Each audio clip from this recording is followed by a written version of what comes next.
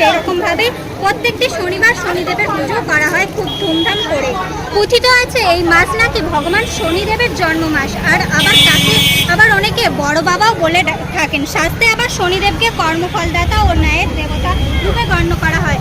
ব্যক্তির ভালো মন্দ কাজের ওপর নির্ভর করে শনিদেব তাকে সুফল প্রদান করে থাকে। আজ শ্রাবণ মাসের শেষ শনিবার। এই মুহূর্তে জগৎবল্লভপুরের একটি মন্দিরের চিত্র সরাসরি তুলে ধরবো আপনাদের সামনে, যেখানে দেখা যাচ্ছে অত্যন্ত জাঁকজমকপূর্ণভাবে পালিত হচ্ছে ভগবান শনিদেবের পুজো। এছাড়াও শ্রাবণ মাসের শেষ শনিবারে ভগবান শনিদেবকে সন্তুষ্ট করতে মন্দিরে উপচে পড়ছে ভিড়। বহু দূর দূরান্ত থেকে বাড়ির মহিলারা এসেছেন শনিদেবের পুজোয় অংশগ্রহণ করতে। কি বলছেন ভক্তরা, সরাসরি তাদের কাছ থেকে শুনে নেব। কত বছর করছেন? কেমন লাগলো? প্রচুর ভিড় হয় এখানে, তাই তো? কোথায় থেকে এসছেন? কোথায় থেকে এসছেন? আচ্ছা, এখানে কি ধরলেন না?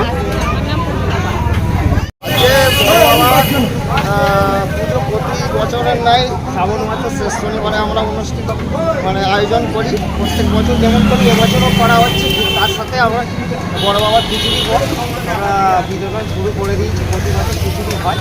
ঠিক আছে, শেষ শনিবার শ্রাবণ মাসের শেষ শনিবার। মোটামুটি আনুমানিক তো 400-500 তো বটে। তারপরে এবার সাধারণ দর্শক রয়েছে যাওয়া। প্রাচীন খুব নয়। কত বছরের পুজো?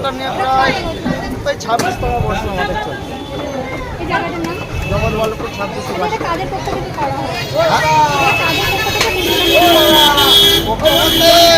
আগে সিনিয়ররা পুজোটা চালাতো। এখন আমাদের যত জুনিয়র ছেলেরা গ্রামবাসীদের আমাদের এখন হিসাব মতো একটা বারোয়ারি হয়ে গেছে। রাকেশ মালিক। এই জায়গাটা জগৎবল্লভপুর 26 মাসে। এখন এই পর্যন্তই, ফিরছি আরও একটি নতুন আপডেট নিয়ে। ততক্ষণ সঙ্গে থাকুন, দেখতে থাকুন হাওড়া টিভি নিউজ।